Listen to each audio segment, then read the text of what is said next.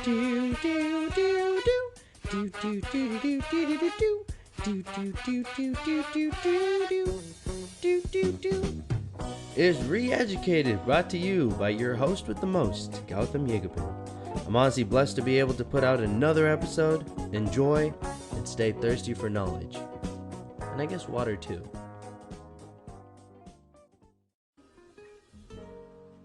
I hope y'all are having a fantastic week. As it gets colder, I'm getting nice and warm and cuddly. I'm from California, living in DC now, and I can say one thing, my wardrobe is not built for this. Everybody out here is dressed in nice suits, coats, they look all comfortable while they look very fashionable. I'm out here with like 2 different sweaters on top of each other, just trying to put on as many layers as possible, trying to get through this cold. But I will get through this. Today we have an extremely special guest. His name is Zach Mabel. He is the Research Professor of Education and Economics at the Georgetown University Center on Education and the Workforce. While I've been speaking to a lot of people in the educational space, something that comes up often is equity, but I find it very interesting that each person kind of has a different understanding of what an equitable education system even looks like. So I wanted to start the conversation here and ask Zach, what exactly does an equitable educational system look like to you? To me, equity is about providing the same level of quality and opportunity to people regardless of what neighborhood they live in, how much family income they have, etc. And so, I think, we live in a society where we sort of really believe strongly in this meritocratic myth.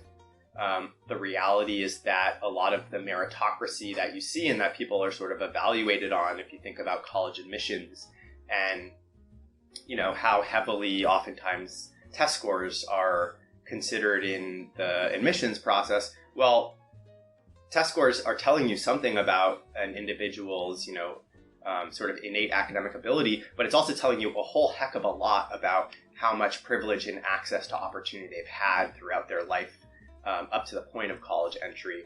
Mm-hmm. Yeah, and I think that, so I was actually speaking with a cohort of mine about, what are some ways in which testing can accommodate those things, right? Because, for example, even when you take the essay aspect of applying to colleges, nowadays you have a lot of people who have access to tutors.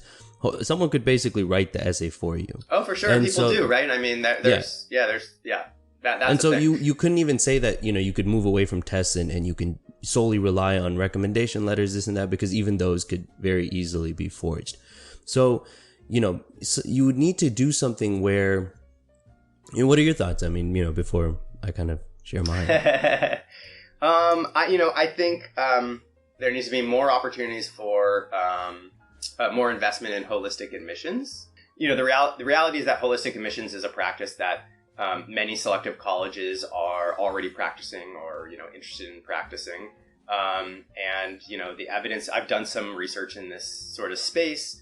The evidence I would sort of summarize as makes a difference on the margin to increasing some semblance of diversity in terms of the admitted class, but isn't a game changer in terms of, opening the floodgates to lots of, historically underrepresented students on selective college campuses. So, it's not by any means a silver bullet to the policy or sort of to addressing the problem. The other thing is that, selective colleges really serve a very, very small slice of the college-going population of students in this country.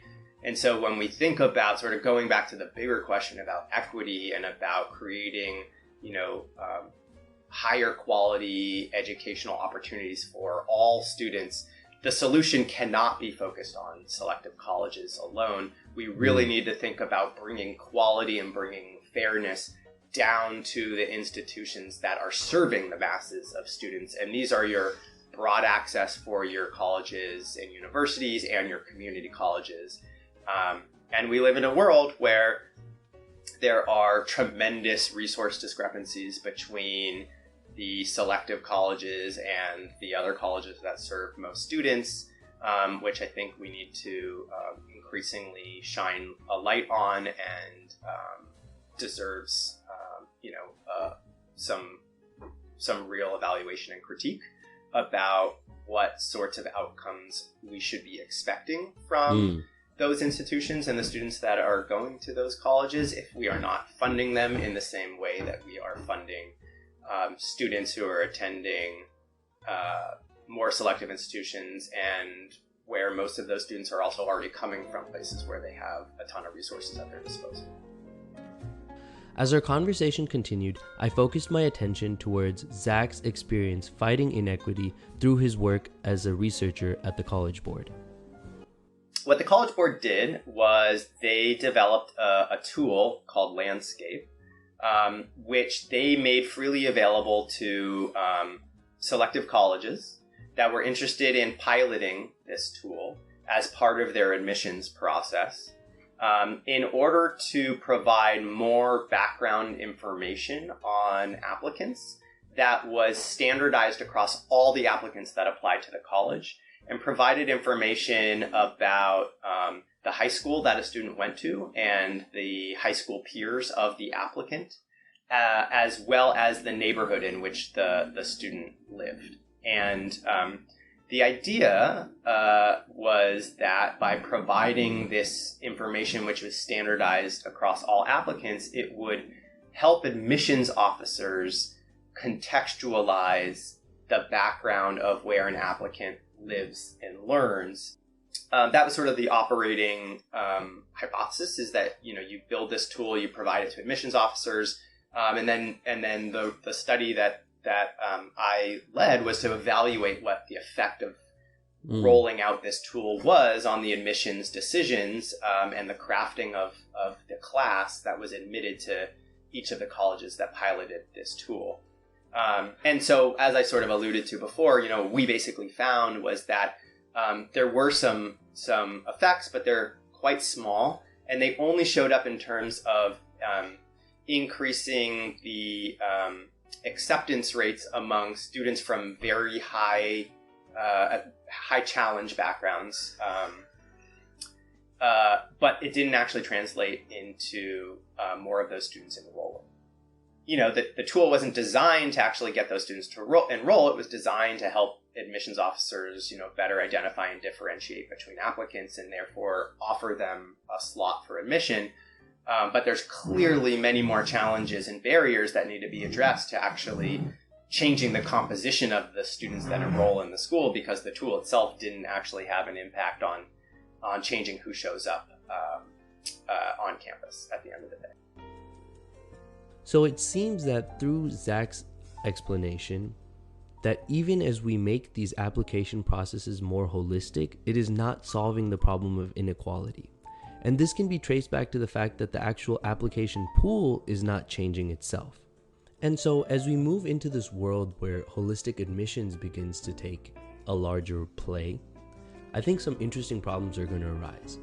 In that, so let's take for example some of the UC systems, and I think most schools now take standardized testing to be optional. But what exactly does that mean? When you see two applicants and one provides a SAT score and the other one does not, how is it possible to basically view the two applications as the same? Because one individual has provided more information. And at what point is this information that they have provided better than not having provided it at all? And I think another interesting element of holistic approaches towards these applications is that you move away from an objective and closer to a subjective. At which point, let's say I've been able to create a portfolio through my 12 years of primary education, and I put in it, pieces of art, poetry, all of this. How can that actually be measured? If somebody submits their swimming tapes and their basketball mixtapes and another person submits their poetry and art, the two can't be compared. And so as we move farther from numbers in a more objective metric, we leave it up to the people who are actually reading these applications to just come up with their own value judgment. With this in my mind, the conversation then switched into understanding some of the complications in actually implementing these holistic approaches. I think the reality is that for some institutions that are really, really large, they don't necessarily have the privilege of doing that because of just how large their application volumes are. And so they have to rely on some tools, and they have to rely on test scores. And some institutions even rely on test score cutoffs. And they say, you need a score, greater than 1200 or else we can't even consider you, because they just need to make it tangible, the admissions process tangible. If you're in a world where you have to rely on heuristics and numbers in order to make the process feasible, you hope that the numbers are correlated with those intangibles, such that you're gonna pick up enough of those students. But I don't think you would be able to confidently say that you know with certainty that any individual person that you've admitted has those competencies unless you're explicitly measuring them. And I think there are a few institutions that are actually bringing in sort of social emotional assessments and dimensions to the application process. But that is definitely at the frontier of the admissions process right now, and it's not what most institutions are doing. As quantitative people, I feel like there's a part of me that very much wants to be able to just collect all of someone's experience and bring it down to a number. And then another part of me, which is the more empathetic part, I'm like, that world also looks kind of dangerous if we can very accurately, measure someone's grit or measure someone's, I don't know if that's a world I really want to live in either, so it's kind of hard to be in both. For sure. I mean, that just, it reminds me a lot about the political dynamics around elections and sort of the creation of psychological profiles that, with sort of a lot of the data science work that that has been done, and then targeting, marketing campaigns to those individuals in order to activate them to be voters. And there's a lot of value to some of that work, and there's a lot of danger to it as well, right? And then I think there's another dimension to it, which is that falling prey to the notion that anything you can measure or quantify is truth. And I think that's a fallacy, but I think I feel like we're sort of creeping down that path, without intention, but it's so attractive to want to be able to have a concrete number at your disposal and then ignore everything else that is maybe abstract and is hard to quantify. Of course. As the conversation continued, we moved from talking about holistic admissions and the admission process into what exactly is the value of college itself. Zach began to explain how the college going rates has actually changed drastically in recent times. In the 60s and 70s, you could still, do quite well in the labor market and make a decent middle class wage with a high school degree and, maybe some training in a trade. Those opportunities have dried up, as we've all heard about, the Rust Belt, yada, yada, yada. And so now, the best chance that you give yourself in order to do well in terms of getting a good job is getting a college degree. And so, I'm really excited to actually ask you, and you just said this right now, but from your experience working at the CEW, how would you define what a good job is? What does that look like to you? Well, so, I mean, at CEW, there's, the center has a whole body of work around this, and there's a definition of how the center defines a good job, with, different cutoffs of earnings based on your age profile. A good job needs to pay an individual a living wage. I think that's sort of a fundamental.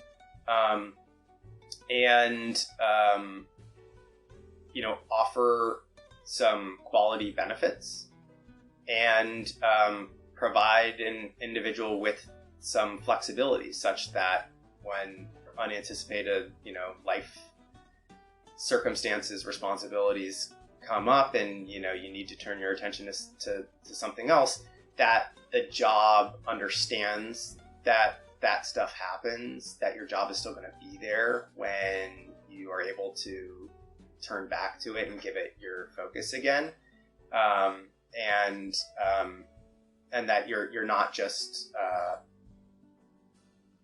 always on the edge of either adequacy or struggling. Mm-hmm.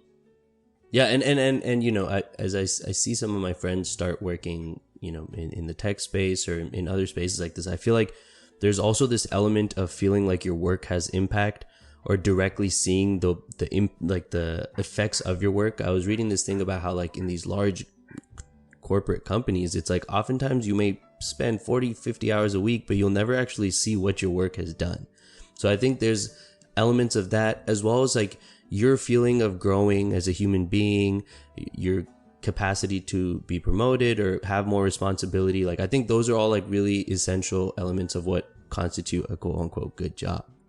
There are definitely people out there, right? There are definitely people who are working in the labor market who they want a good job, but maybe they're not interested in sort of the like rising the ranks, and they don't necessarily feel like they need to have a large societal impact. They maybe want to just feel the effects of their work in terms of the person that they're interacting with on a daily basis, as a client, or helping one of their colleagues, do their job better. So, I think that people for themselves would define differently what a good job looks like. Mm-hmm. Do you feel from your experience that people need undergraduate degrees because of what they learn in their undergraduate degree? Or is it just a name-based thing where it's like, I have this, but I'm not using anything I learned, and it's just kind of like a cutoff? This is an age-old debate in economics of when you are pursuing education, is the diploma or the degree a sheepskin effect? Meaning, do you get a wage premium? Are your earnings higher because of the degree, because you just have the degree and there's some value to, that paper?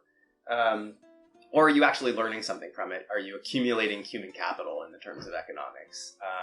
And so there's not just signaling value to the degree. There's actual knowledge and skill development that you've acquired in the process. No one has been able to resolve the debate. My personal belief is there's probably a bit of both. And I think sheepskin effects, where they're going to show up, are going to show up early on in an individual's career. Because when an employer is considering to hire you for a job and you're fresh out of school and you maybe don't have a lot of work experience, they don't have a lot to go off of. And so they're in this world where you're making decisions on heuristics again. And you're like, well, here's this kid Gautam. I know that he has a computer science degree from UCSD. That's pretty impressive. I'll give him a shot. And then fast forward 5 years later, you've worked at Amazon and you are being considered for a promotion. Well, your manager now knows a whole heck of a lot more about who you are, how you work, and what you produce, because you've been working there for 5 years. And so how you progress in your career once you're no longer a new entrant to the working world, I think a lot more of that becomes based on your productivity and the quality of your work, etc., and less about sort of the signaling value of the educational experiences that you've had. And I believe in the research you talk about how there's a difference between the fields, right? Yep. So it definitely depends on the field that you're going into. There's large variation in sort of average or median earnings across fields of study. Folks who graduate in STEM fields tend to earn a whole lot more than folks who graduate in humanities, especially earlier in their careers. But you're right; it also matters a lot. So there's so many different factors in terms of sort of from the student consumer perspective of making the decision of should I go to college? If I should go to college, where should I go to college? What should I study? All of those questions are really important questions, and they're all going to have an impact on what your likely financial outcomes are later on in life. It's not going to be prescriptive. It's not going to tell you this is how things are going to play out, but it's definitely going to inform what the most likely outcome is that you experience. And that's that, ladies and gentlemen. I hope y'all enjoyed that conversation. It was a real pleasure being able to speak with Zach. If y'all have any questions, comments, please feel free to email me at gy118@georgetown.edu. It was an honor to be able to bring this presentation and podcast to you all. Have a great week and stay re-educated.